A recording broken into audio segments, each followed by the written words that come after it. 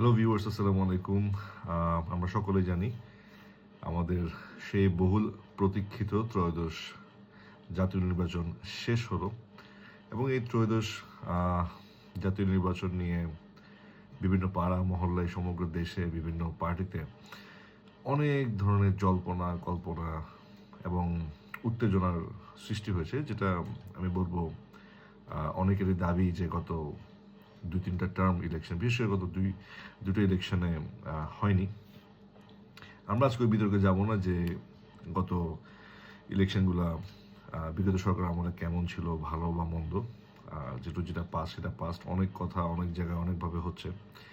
But এই যে election এবং গত 1.5 বছর ডক্টর ইউনূসের এই যে একটা রেজিম, এই যে একটা সময়, এই সময় আসলে যেভাবে আমরা দেখেছি, শুরুটা যেভাবে করেছিল ডক্টর ইউনূস 8ই আগস্ট 2024, বেশ কিছু তরুণ ত্যাগী এবং জুলাইয়ের আন্দোলনে যারা আহত হয়েছে বা নিহত হয়েছে তাদেরকে নিয়ে ঠিক ফিনিশিংটা কিন্তু সেভাবে করতে পারেনি যতক্ষণ নির্বাচন আসছে। একটা মুহূর্তে মানুষের স্থবিরতা এবং বিভিন্ন মহলের মধ্যে বড় বড় ইনভেস্টমেন্ট থেমে যাওয়া। আমরা জানি গত মাসে প্রায় টেক্সটাইল কোম্পানিগুলো উইদিন 1 মান্থ বন্ধ করার ঘোষণা দিয়েছিল রুবেল আজিজ সাহেব পার্টিস গ্রুপের। এছাড়াও অনেক ধরনের সমস্যা আহ, মানে বেড়ে যাচ্ছিল। এটা বলার কোনো সুযোগ নেই যে বিগত সরকার আমলের সমস্যাগুলো ছিল না বা নতুন করে এখানে জন্ম নিয়েছে। হ্যাঁ, অনেক সমস্যা নতুন করে জন্ম নিয়েছে, অনেক সমস্যা ছিল কন্টিনিউশন। বাট প্রবলেমটা হচ্ছে আহ, যারা বলে আসছিল যে আওয়ামী লীগ চেতনা বিকৃতে পারদর্শী বা বিশ্বাসী, পুরোপুরি কথাটা ফেলার মতো না। বাট এরপরে নতুন দলগুলো কিন্তু সেম কাজই করেছে। সবার একটা না একটা এজেন্ডা থাকে। যেমন এখন হচ্ছে বিএনপিকে চাঁদাবাজ বানানো বা জামাতকে রাজাকার বানানো, অ্যান্ড এনসিপির যে anti India, anti Awami League যে একটা স্ট্যান্ড, সমস্ত কিছুর পিছনে যেটা বলতে হবে যে আমাদের গত 1.5 বছরে যে পররাষ্ট্র নীতি, ইন্ডিয়ার সাথে যে পরিমাণ অবনতি ঘটেছে এবং বিগত দিনে ইন্ডিয়ার যে ইনফ্লুয়েন্স আমাদের দেশের উপর, এটাকে আরও সুন্দরভাবে ট্যাকেল দেওয়া যেত। কারণ অকল্পতভাবে আমরা একে অপরের সাথে জড়িত। যদি বিগত সরকার আমলে তারা যে কোনো ধরনের অসৎ উপায়ে সুযোগ সুবিধা পেয়ে থাকে, সেটা ট্যাকেল করা আরও ম্যাচিওর ওয়ে ছিল। অ্যান্ড যদিও আমি বাংলাদেশ টিম, ক্রিকেট টিম যে ওয়ার্ল্ড কাপে যায়নি, এটা এটা আমি সমর্থন করি। কারণ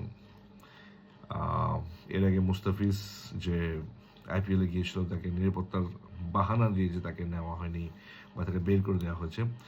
সো এই জিনিসটাতে এটার যে একটা লস হলেও এটা যেভাবে হ্যান্ডেল করা হয়েছে এটা জরুরি ছিল। যদিও এতটুক পর্যন্ত গড়াবে জিনিসটা, এতটুকু পর্যন্ত গড়ানোর মতো ম্যাটার ছিল না। এটাকে আর অনেকটা ম্যাচুরভাবে হ্যান্ডেল করা যেত। আমাদের দেখা গেছে যে উপদেষ্টা মণ্ডলীর মধ্যে বাইরের দলগুলোর মধ্যে বিশেষ করে এনসিপিকে একটু বেশি প্যাট্রোনাইজ করতে গিয়ে এই জিনিসগুলা, ইভেন এনসিপির যে মুখপাত্র বা প্রথম সারির যে নেতা যারা আছেন, তারাও একটু ম্যাচিউর ওয়েতে অনেক বক্তব্য দিয়েছেন। যাই হোক, 1.5 বছর অ্যানালাইসিস করতে গিয়ে যেটা দেখা গিয়েছে যে প্রথম প্রথম যদি ইলেকশন হতো, বিএনপির যে একটা খুব স্বাভাবিকভাবে আওয়ামী লীগ না থাকাতে যে একটা জনপ্রিয়তা এবং আওয়ামী লীগের যে জনপ্রিয়তা ঘাটতি, ওটাকে কাজে লাগিয়ে বিএনপি ইনফ্যাক্ট 300টাতে মনে হয় প্রায় 290টা আসন পেয়ে যাবে, এই ধরনের একটা আশঙ্কা ছিল। এর পরবর্তীতে পর্যায়ক্রমে আস্তে আস্তে আস্তে আস্তে জামাতের বিভিন্ন ট্যাকটিক্স, গুড ট্যাকটিক্স এবং দলকে গুছানো, বিভিন্ন দলকে মানুষকে টানা, অ্যান্ড এর মাঝে মাননীয় সাবেক প্রধানমন্ত্রী বেগম জিয়া, তিনি মৃত্যুবরণ করেন 30 ডিসেম্বর। এরপর তারেক জিয়ার দেশে আসা নিয়ে অনেকজনের অনেক মানে পজিটিভ নেগেটিভ অনেক ধরনের মন্তব্য ছিল, বা তিনি সেজন্য দেশে ফিরে আসেন। সব কিছু মিলিয়ে বিএনপির যে একটা ডাউন ট্রেন্ড যাচ্ছিল, এটা আবার আপ ট্রেন্ড নিয়ে নেয়। অ্যান্ড সত্যি বলতে কি, অনেক ধরনের মন্তব্য ভালোভাবে নেওয়া হয়নি, বা এগুলোকে আমি যদি মিডিয়াতে ফ্যাব্রিকেট করে যদি বলা হয়, জামাতের পক্ষ থেকে খুব সুন্দরভাবে আগাচ্ছিল। কিন্তু যে রেজাল্টটা এসছে এখন বর্তমানে, সেটা আসলে অনেকেই, প্রায় অনেক দেশের অনেক মানুষই কিন্তু এক্সপেক্ট করতেছিল যে জামাত ম্যাক্সিমাম আসন পেতে যাচ্ছে। অ্যান্ড যাই হোক, তবে আমি বলবো সর্বোপরি ডাক্তার শফিকুর রহমান যথেষ্ট ম্যাচুরিটি দেখাচ্ছেন, অ্যান্ড ওনার বক্তব্যগুলো বরাবরের মতো সুন্দর গুছানো। আর সত্যি বলতে জামাত ট্রাই করেছে অনেক, কিন্তু সত্যি মহিলাদের ভোট এবং সুন্নি পন্থীদের ভোট, সাথে সংখ্যালঘুদের কতটুকু ভোট পেয়েছেন আমার এটা নিয়ে যথেষ্ট সন্দেহ আছে। উনি কনভিন্স করলেও কিন্তু মানুষ কনভিন্স হয়নি, কারণ ওনার কনভিন্সিং, ওনার কথাবার্তাগুলো কনভিন্সিং ছিল না। লাস্ট যে আল জাজিরার যে ইন্টারভিউ দিয়েছিলেন ওখানেও কিছুটা ভোট কমেছিল আমি বিশ্বাস করি। এবং নাসিরুদ্দিন পাটোয়ারি যে গিমিক এবং এন্টারটেনমেন্ট দিয়ে ঢাকা ৮ আসনটা তিনি মাতিয়ে রেখেছিলেন, সেই ৮ আসনে আসলে মির্জা আব্বাসের মতো একটা হেভি ওয়েট প্রবীণ রাজনীতিবিদের সাথে বেশ ভালো টক্কর দিয়েছেন। তবে টক্কর দেওয়ার ওয়েটা আমার একটু পছন্দ হয়নি, কারণ হাজার হলো সিনিয়র নেতা রাজনীতি যখন করতে এসছে প্রত্যেকের জায়গায় সিনিয়র জনটা মানতে হয়। টক্করটা যদি বেয়াদবি পর্যায়ে না নিলে বেটার ছিল। তিনি একটু ওই পর্যায়ে নিয়ে গেছিলেন। যদিও আমরা অ্যাজ এ ভিউয়ার আমাদের দৈনন্দিন লাইফে অনেক প্রবলেম থাকে, সো এসে এই ধরনের গেমিক বা মিম ম্যাটেরিয়ালগুলো দেখতে ভালো লাগে। বাট দিন শেষে মানে রাজনৈতিক রাজনৈতিক ফলো এবং অ্যানালিস্ট হিসেবে যখন দেখি বা উপলব্ধি করি, তখন এই ধরনের বিহেভিয়ারগুলো আসলে অনেকটা ব্যক্তিত্বকে হালকা করে দেয়। সো নাসিরুদ্দিন পাটোয়ারির ক্ষেত্রেও তাই হয়েছে। তার আগে বিশেষ করে একদিন আগে পিনাকি এবং ইলিয়াস কিন্তু আসলে দেশের গণতন্ত্রকে কুক্ষিগত করেছে আমি বলবো। তাদের যে ইনফ্লুয়েন্স এবং তাদের যে ব্যক্তি স্বার্থ, তারা আসলে কী বা কার হয়ে কাজ করছে তারা এখনো কেউ সকলে ক্লিয়ার না।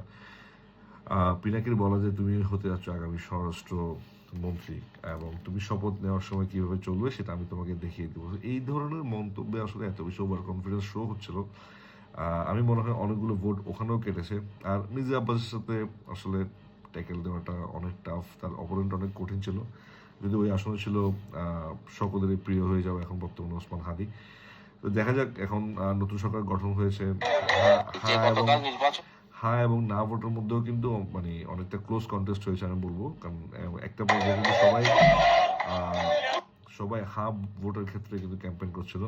যাই হোক, এখন যেটা হয়েছে, এখন যে নিউজটা দেখছি যে এনসিপির পক্ষ থেকে বিভিন্ন বিক্ষোভ কর্মসূচি বা বিএনপির পক্ষ থেকে বিভিন্ন যে মানে ভেঙে ফেলা হচ্ছে, এটা হচ্ছে সেটা হচ্ছে, আসলে এই ধরনের কমপ্লেন বা ব্লেম গেমে না গিয়ে বর্তমান যে সরকার যেটা শপথ নিতে যাচ্ছে আগামী 15 তারিখ হপফুলি, এটাকে কীভাবে সহায়তা করবে এবং বিরোধী দল হিসেবে কীভাবে একটা সুন্দর ভূমিকা পালন করে দেশটাকে গণতন্ত্রের পথে নিয়ে যাবে এবং দেশের যে লুপ হোলস যেগুলো আছে ওগুলো নিয়ে কাজ করবে। তো দেখা যাক, যদিও ভিতরে কিছু নিউজ শোনা যাচ্ছে। সো এই পুরো 1.5 বছরটা কিন্তু অনেকটা ভালনারেবল ছিল, অ্যান্ড জাতির সমস্ত শঙ্কাই ছিল। আশা করি আর্মিরা ব্যারাকে ফিরে যাবে এবং যে যার দায়িত্ব বুঝে নিয়ে প্রশাসনটা স্ট্রং হবে, and law and order system independently চলবে হোপফুলি।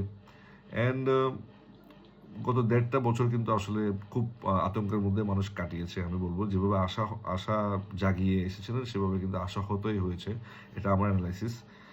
যাই হোক, বিএনপির নবগঠিত যে পার্লামেন্ট হতে যাচ্ছে, এর মধ্যে যারা যারা মন্ত্রিত্ব পেতে পারেন, বিমান পর্যটন মন্ত্রণালয়ের দায়িত্ব পেতে পারেন চট্টগ্রাম 5-এর নবনির্বাচিত সংসদ সদস্য মীর মোহাম্মদ হেলাল উদ্দিন, এবং তিনি যথেষ্ট ত্যাগী বিএনপির জন্য, দুঃসময়ের কাণ্ডারি।